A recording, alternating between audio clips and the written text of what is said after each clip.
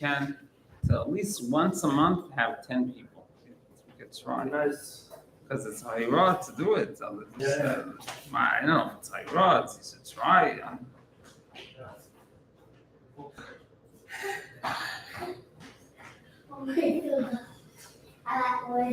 We're on now? Yeah. Okay. Chia Dineno, Reno Rabino, Allah HaMashiach, along with our master teacher and Rabbi King of Shel, Rabbi Never. Okay. So this week we had discussed the Shabbos. We had discussed completing the cycle of Rambam studying, and then we began the new cycle. And I think everything is by exact Hashkal brought this, so we can see how it's all connected.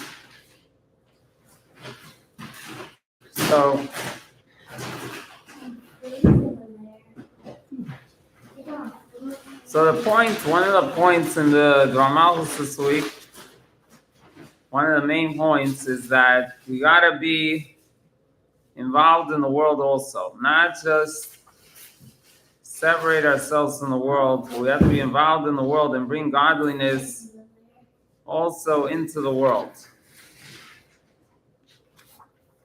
Okay, we can't lock ourselves away from the world. And that's the idea of bringing the Aleph representing Hashem into Goyla,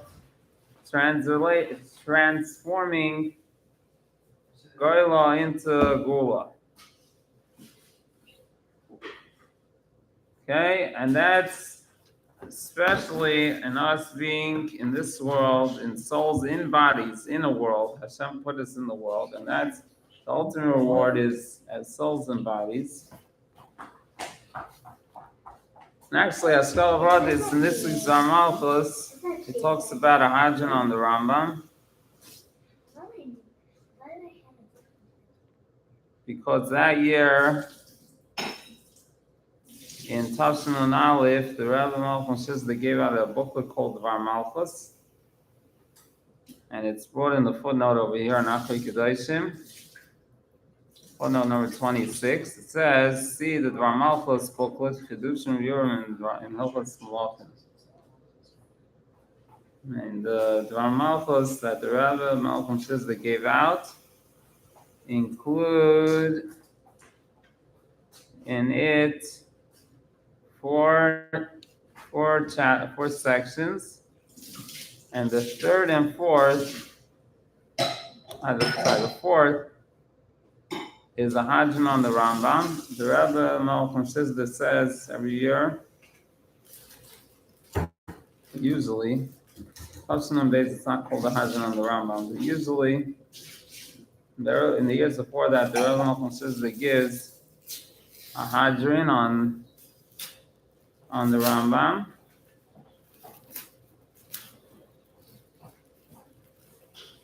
Upon the conclusion, the Rebbe says that explains the end of the cycle. The Rebbe says that explains the end of the Rambam and connects it to the beginning. That's called a Hadran. Actually, in Tafshin on Beis, it's not called a Hadran, but still there's a Sikha speaking about the end of the Rambam.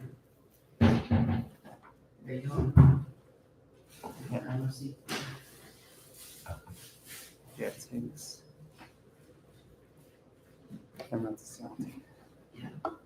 Okay, so again, we're talking about the side, right?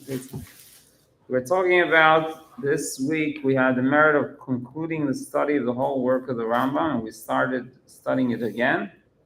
And the Rambam ends off with the laws about Mashiach. Okay, and the emphasis in this talk is that the world will not change. The Rambam says that in the last chapter that the world will not change in the Gula. There won't be any change in the physical world. Rather, the main thing is that we'll be occupied in more higher matters. That's going to be the innovation of the Gula will be the occupation in serving Hashem. Okay, and even that doesn't mean that we disconnect from the physical world to serve Hashem. Rather, it means that even in physical things that we're dealing with, we infuse in it a godly purpose and we're not enslaved to nature. Rather, we are using the nature for Hashem. We're in control of the nature. And using the nature for Hashem, using all that we have, our connections that we have, and using that all for Hashem. Okay, and that's what it says here in the footnote. It says there is going to be a second period that then there's going to be supernatural conduct. And being that that's also connected to the word goyla with the additional of an aleph, which then there'll be miracles that are above nature. In the second era, after the first era, regarding which the Rambam is speaking about, the Rambam at the end of his book is speaking about the first era, when the world will run in the more natural way. In the second era, that will be after that, the world will be more supernatural. There'll be miracles. And being that that's also part of the word goyla with the additional of an aleph, goyla means exile, and when you add the letter aleph, the Hebrew letter aleph, it becomes gula. So we take Hashem and we reveal Hashem in our world. That is the idea of the redemption that Mashiach will bring. But that seems to emphasize more that the world is significant, and we're only infusing in it a godly purpose, but there's not supernatural things, which are, so to say, changing our world. It's not just adding a sense of godliness to our world, but it's actually changing our world. And how does that connect to this idea of just infusing godliness into our world, which is emphasizing the importance of our natural world that we're in? And that the point is only to infuse godliness in it, but the world is an important entity. And as simply put, Hashem made the world with the natural conduct, and Hashem doesn't want to change it usually. So what is this idea that there's going to be a second period of time that will be supernatural, and that this is included actually in this natural perspective too? So the idea is that in order to reach the highest, we need to be investing our intention in the lowest. Okay? In order to reach the things that are supernatural, it's all about making the lowest realms a dwelling for Hashem. Okay? We want to have, so to say, it seems like this. It seems, and that's how the Elon Shizda explains it over here too. It says, for even in the time to come, there will be natural conduct and miraculous conduct. And also in the second era, when there will be changes in the work of creation, like new things, not all the laws of nature will be completely nullified, that's obvious. And there will be then also the difference between the days of the week and the day of Shabbos. Within the day that is all Shabbos and rest for life everlasting itself. As the pasuk says, and it shall be every week on Shabbos and the like. And in each one of them, there will be the revelation of established through Hashem himself in a manner of wonders. Okay? So, which are sourced, okay, so the natural conduct for the days of the week and the day of Shabbos are sourced in the name of Havai and the name of Elohim. Okay, Hashem has two names. Hashem has two general names. One is Havai, that's a name we do not pronounce it as it's written. We just say it in the form of a master, our master in Hebrew. and then there's the name Elohim. So Havai is the source for the supernatural conduct. Hashem is how Hashem is called by his supernatural conduct when he does his supernatural conduct, and Elohim is how Hashem is called when he does his natural conduct. And in the time to come, there will be also revelation of the name Elohim to the degree that Havai of now will be deemed Elohim in the time to come. And there will be the revelation of the name Havai of a higher level. So there will be the name Elohim, which is the source of nature. So, meaning that even when there'll be supernatural, there'll also be natural. In other words, maybe it seems that the supernatural is like a dessert. It's like an extra special thing. In other words, in general, it's a natural conduct. And then you have a bonus that in the second period, there will be a bonus that will have supernatural things happening. Okay? Because the world is a natural world, and it's not going to be that the world will suddenly cease to exist. So that means the natural world will be there, and then we'll have a bonus of supernatural things happening as well. So the way to get to the supernatural is through influencing the natural. Through influencing our physical world that we are part of, and infusing that with godliness, that will bring about even this ultimate supernatural. Okay, that's the idea over here. And practically speaking, what does that mean? So I read a while ago, there's a difference between our Rebbe, the Lubavitcher Rebbe, and the Rebbes before him, okay? This is what Rabbi Notik, he was a famous mashpia, he said, I saw him write this in his book. What is the difference? The other Chabad Rebbes before our Rebbe, says this, someone had a problem, so they would ask a bracha from the Rebbe, and the Rebbe would give them a bracha. He'd tell them, he'll give them a blessing that things will go well with them. And that was the main thing. He would pray for them. And our Rebbe, Malcolm Sister, has a different way of going about it.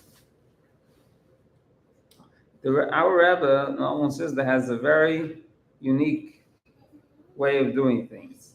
And that is, if you look at his letters, and in general, when you ask him for a blessing, he automatically will tell you very often, you have to check your tefillin, make sure they're kosher. Check your mezuzahs, make sure they're kosher. If something, the Rebbe Malcolm Shizda knows there's a lack in a certain mitzvah observance, so the Malcolm Shizda will immediately point that out and tell the person he has to correct it. And that's the key to the issue they're having. Obviously, the Rebbe Shizda will give a bracha. You can notice it also, like before the Rebbe Shizda became Rebbe, he doesn't give anyone brachas. He says, I wish you well. But afterwards, when the Rebbe Shizda became Rebbe, you see the letters change, and the Rebbe Shizda says, I give you a bracha. Because only a Rebbe can give a bracha, a blessing, only a Rebbe can give. But together with that, and even dollars, the Rebbe Shizda explains, why does he give out $1? That there should be a kli, there should be a vessel for the blessing. That when he gives you $1, then you put the $1 in tzedakah, so you're doing a mitzvah, and then there's a vessel for the blessing. So the Rebbe Shizda has this unique procedure of not just making miracles. A bracha is like a miracle. It's a great rabbi, he gives you a blessing, and then suddenly you get healthy. That's a miracle. There's no explanation in nature for that. The Rebbe Shizda has a certain twist to it. What's the twist? That the Rebbe Shizda wants you to change your conduct and make sure everything in your Torah observance is correct. And what is Torah observance especially? The emphasis of the Rebbe Shizda on very practical mitzvahs. Okay, make sure your tefillin are kosher. Make sure your mezuzahs are kosher. These are all practical mitzvahs. A dollar for tzedakah. These are all very physical mitzvahs, because the idea is, and that's the emphasis over here, that if we want to bring the supernatural, we got to do the physical. We got to deal with the physical world in its nature.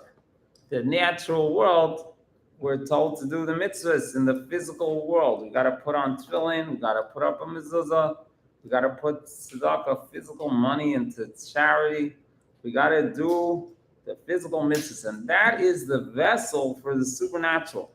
Okay, the idea is to be involved in the physical world, utilizing it and influencing it for Hashem, and that's the vessel for the supernatural. Now, everything is amazingly perfect with Hashem's help. So amazingly, with Hashem's help, this Shabbos, by divine providence, I came across things that I've never known before, and we'll see how they connect to all this. Okay, so number one, we started again the study of the Rambam, and it's a good opportunity to take a resolution to study the daily Rambam, because it gives you a basic knowledge of the whole Torah, and just some basic things. Someone recently told me, he told me, like, by the way, and he's like, he claims to be religious, he wears a yarmulke, and he's practically, he knows a lot, but by mistake, he didn't even know he made a mistake. He was driving on the last days of Pesach, which he claims in his own mind, and he claims he's not trying to do anything wrong, but he never knew that the final days of Pesach are prohibited to drive. And I was thinking to myself, if this person would have studied the daily Rambam, even if he would have just done the Sefer Mitzvahs, the book of Mitzvahs of the Rambam. So we're doing it now. The book of Mitzvahs of the Rambam is he lists the 613 mitzvahs, and among the 613 mitzvahs is you need a rest on the seventh day of Pesach. So in other words, even the most basic of basic, just studying the mitzvahs counted by the Rambam, which that's one of the opportunities you could do, is the daily mitzvah for the day of the 613 mitzvahs. You get a very general knowledge of the Torah, a basic knowledge that at least you'll know what to do. So we started again studying the book of the Rambam. And the Rambam's book is an amazing, the Rambam's work is an amazing work in every aspect. It's an extraordinary, he put all the laws of the entire Torah in a very systematic order, and just extraordinary. The Rambam was extraordinary in his gift of codifying the Jewish laws. And so when he concludes it and he talks about the time of Mashiach and the laws in reference to the time of Mashiach, so he speaks about the way that we identify Mashiach. How do we know who Mashiach is? Now the Rambam says that the way we know who Mashiach is based on a number of things. He has to be very deeply immersed, deep understanding and studying of the Torah, fulfillment of the mitzvahs, according to the written law, the oral law, and he's going to be from the descendants of King David. He's going to have a kingly position. I was telling my son today, the Medrash says, it's very interesting, the Medrash says that there's two different types of rulership. There's a government and a king. And it says that the Jewish people, when they had a king, the other nations only had a government. But then when we were not acting correctly, Hashem took away the king from us and gave it to the non-Jews and only gave us a government. And then it says that when we will do tshuva, when we will return to Hashem, Hashem will turn it around once again, and the non-Jews will have a government, and the Jewish people will have a king. So I told my children, we see that quite clear today, because the non-Jews don't have kings anymore. They all have governments, and we have a very great leader. The Lubavitcher Rebbe is a king. Many people call him King Mashiach. So this is an extraordinary thing that we have the King Mashiach in our times. This is a result of us being on the right path of returning to Hashem. So the Rambam says that the King Mashiach will get all the Jews to go in the way of the Torah and strengthen the breaches in its fulfillment and fight the wars of Hashem. And then he'll succeed in all this and build the Beis Hamikdash and gather all the Jews from the whole world and correct the whole world to serve Hashem as one. This is the description of the Rambam. Now the commentary, the Ravid, he has a question on this, and he says that in the Gemara we find that there was a person that they thought there were some rabbis, some great rabbis that said they thought he was Mashiach. This was right after the destruction of the second Beis Hamikdash. He was he was a big general, a big warrior, and they thought he was Mashiach. He ended up doing something wrong. He ended up killing a very great rabbi, and then they realized that he's not Mashiach. But the Rambam wants to prove from him that Mashiach doesn't need to make miracles to show that he's Mashiach. Now the Ravid, which is a commentary, he's the critic. Is that the right word? Critic, something like that, right? He everything that he disagrees with the Rambam, he makes note of it, and he says that the Gemara says that how did they prove him to not be Mashiach? They wanted to see if he has prophetic vision, if he could make decisions based on prophecy, or better yet, he could smell the truth. He doesn't need to investigate. He could sniff it out. He could sniff out the truth.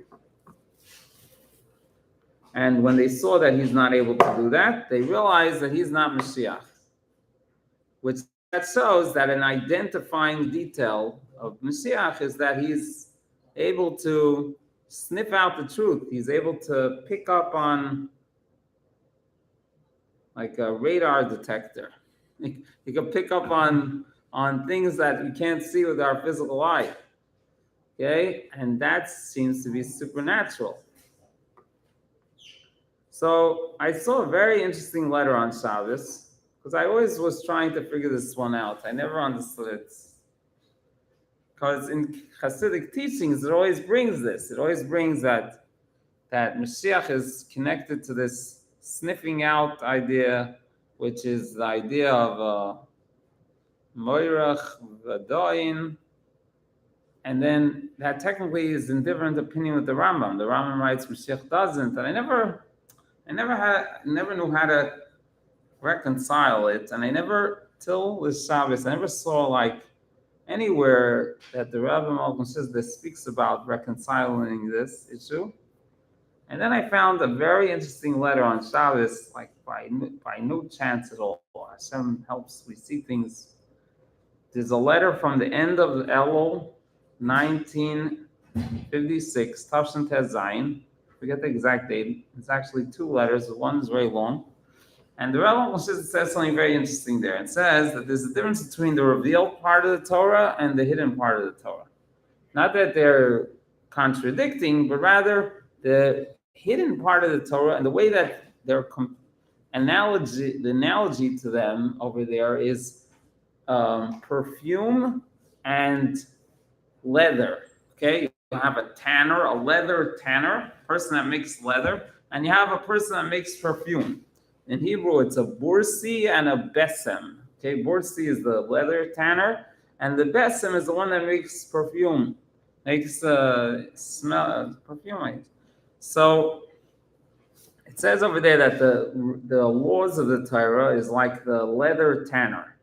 Okay, what does that mean? Because the idea is all the laws of the Torah tell us how to take physical objects of the world and make them into godly vessels. And it's like taking a hide of an animal and making it usable leather, right? That's the idea of a tanner. And then it says, what's a besem, the perfume? This is the deeper aspects of the Torah. It's the sense of smell. It's a fragrant smell. Okay, that's the deeper aspects of the Torah. We're also told that the sense of smell is something your soul has pleasure from. Okay, so it's the deeper aspects of the Torah. Now, this is a very interesting letter of the Rambam. The Rambam connects this to the idea about Mashiach being able to tell things by the sense of smell. Okay, and the Rambam says that they're not contradicting. The leather tanner shouldn't be fighting with the perfume. Both of their jobs are very needed. The leather tanner and the perfume maker, they're both very needed. They can't contradict each other. The perfume maker is just enhancing. It's giving you even more. Okay, and the way the Rambam explains it is that Mashiach, when this person, and his name was Ben Kuziva, and when he claimed himself to be Mashiach, he said, "I'm Mashiach," and then they were very confused because he was doing, seemed to be a lot of good. It was right after the Beis Hamikdash was destroyed, and they wanted to get back the Beis Hamikdash. They just had it. It was 2 years before that. They had the Beis Hamikdash standing for 400 years. They wanted the Beis Hamikdash back, and they had this really big warrior, and he was fighting the Romans, right? The Romans, right? So, yeah. He was fighting them, and he was doing technically a good job. He had this amazing army. He was technically doing a good job in like getting rid of our enemies and succeed. And he'll succeed. We'll have the Beis Hamikdash back. Things look good. There was a lot of room for that idea. Okay, so they were very confused. The rabbis didn't know what to say. And the way the Rambam explains in the letter is that when there's confusion from the law perspective, sometimes not easy to know what's right and wrong. And they couldn't figure out if this person is Mashiach. So that's why we need the sense of smell. Because the sense of smell and what it represents is the deeper dimension of the Torah, could give us clarity that we do not have from the revealed part of the Torah. So the clarity that the deeper part of the Torah gives us is an additional sense of clarity that we don't have from the revealed part of the Torah. So in other words, from the laws of the Torah, they were actually very confused. And the Rambam, who is more a codifier of Jewish law, so he's going by that, and he's going by, they didn't have any clarity. So the only way they got clarity was when he really did something terrible, and he did something terrible, and says the Rambam writes he was killed due to sin. And what the commentaries write is that he killed a great rabbi. He did something terrible, and until that actually happened, they weren't certain. But there's a deeper way to look at it, and that gives us clarity even without having to terrible things. And what is that? Seeing the deeper side of it, seeing the deep part of it. And when we get to the deep part of it, it gives us much more clarity. What does that mean, practically speaking? It means, practically speaking, is like we said last week, that a Jew, he has a lot of laws to keep, right? We got a lot. We're not simple people. We got to keep kosher. We got to keep Shabbos. We got to keep a lot of things. We got to be always on top of a lot of things. It's so to say, not easy. Right? We got a lot of things that we got to keep doing. Got to daven every day. We got to pray. We got to pray 3 times a day. We got to we'll keep track of the days. Now we have to count every day what day of the Omer it is.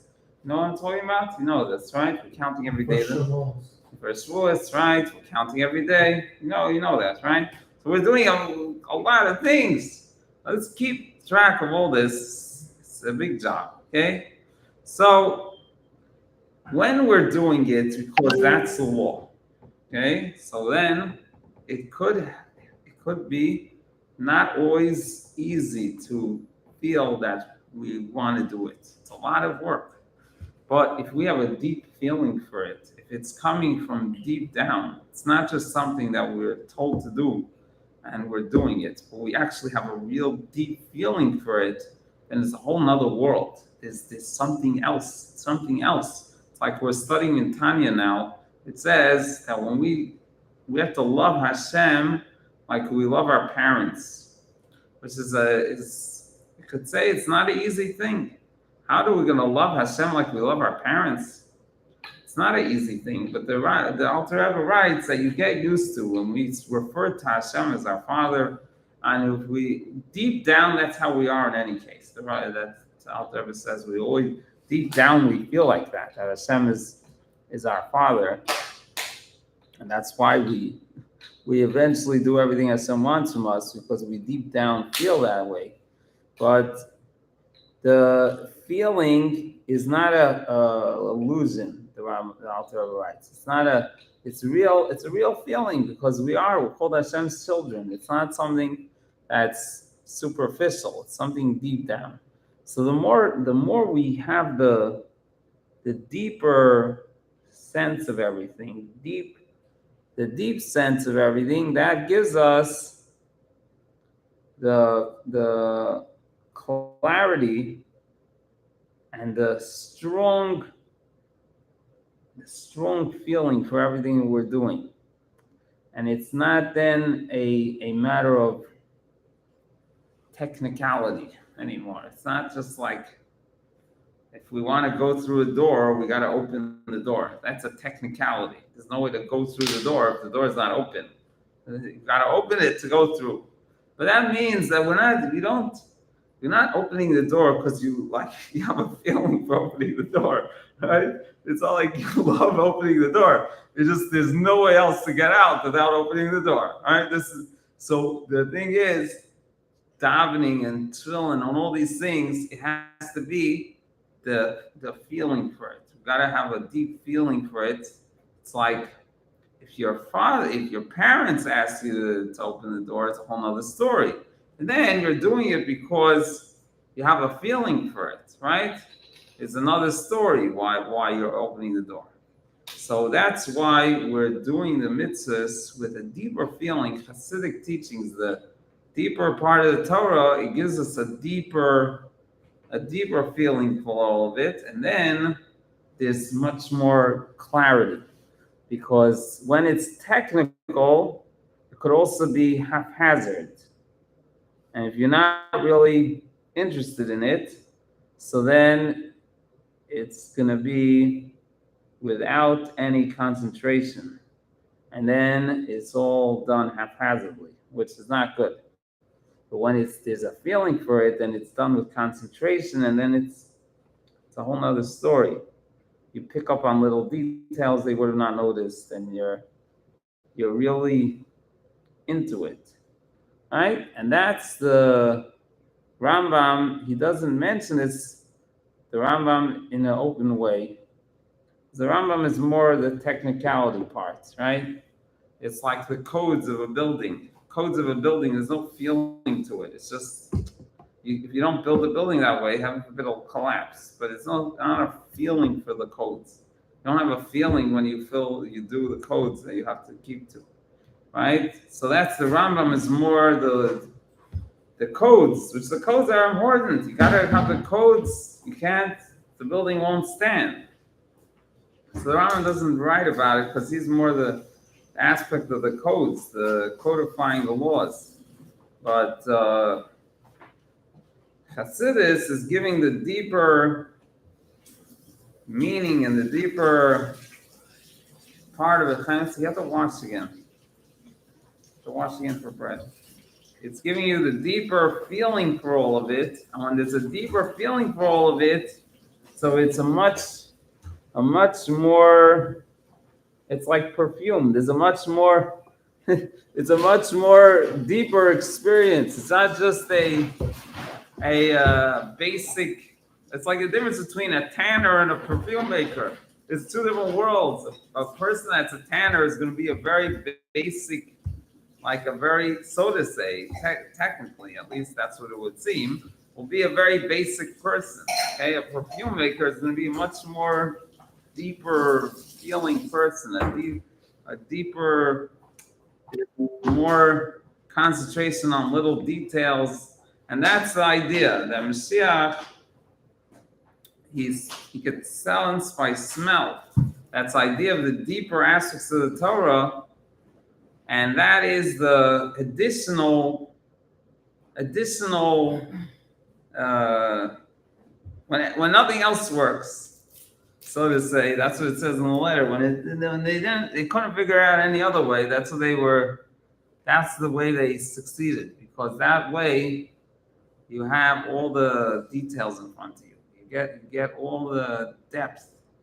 You get behind the picture. And then when you're behind the picture, there's no more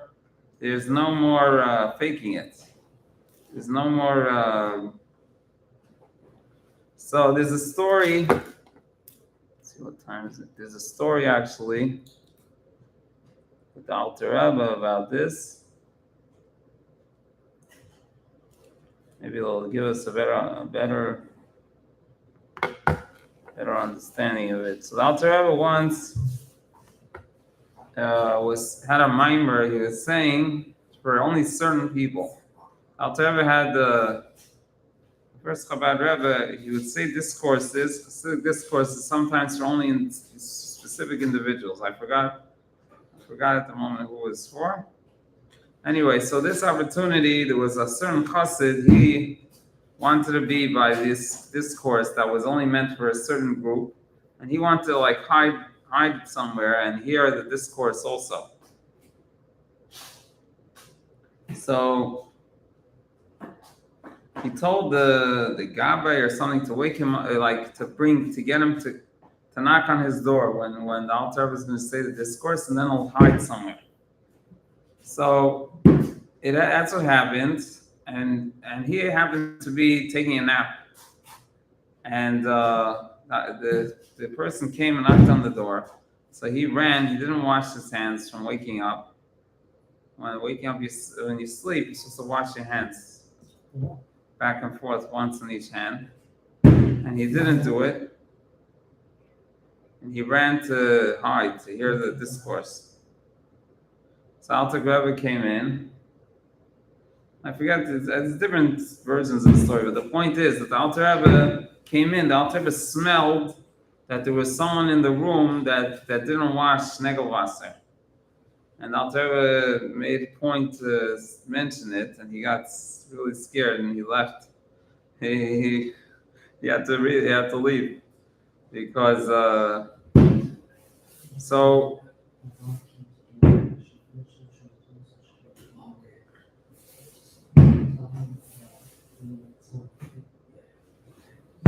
So that is a story showing this idea that by the sense of smell, you could pick up on things that people are trying to hide.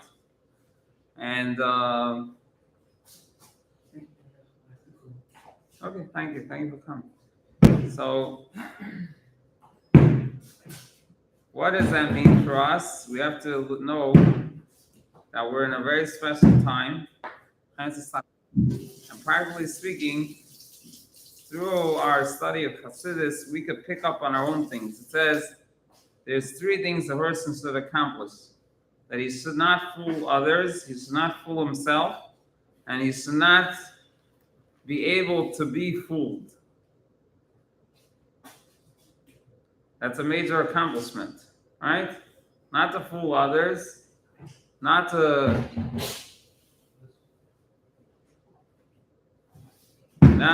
fool, what did I say? Not to fool others, not to fool yourself, and not to let yourself be fooled. The Rabbi Ashab said that's a very big goal. To accomplish that, you're doing very well. Not to let yourself be fooled.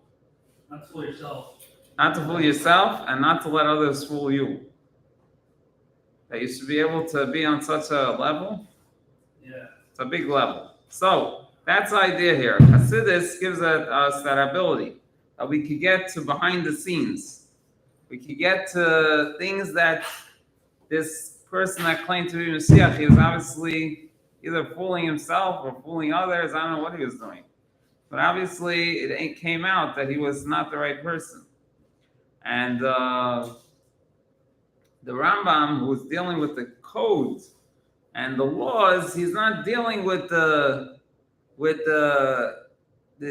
deeper side of things. At least openly, he's not dealing with the deeper side of things. So when you're dealing with the laws and the code of laws, so there's sometimes things that could be unclear.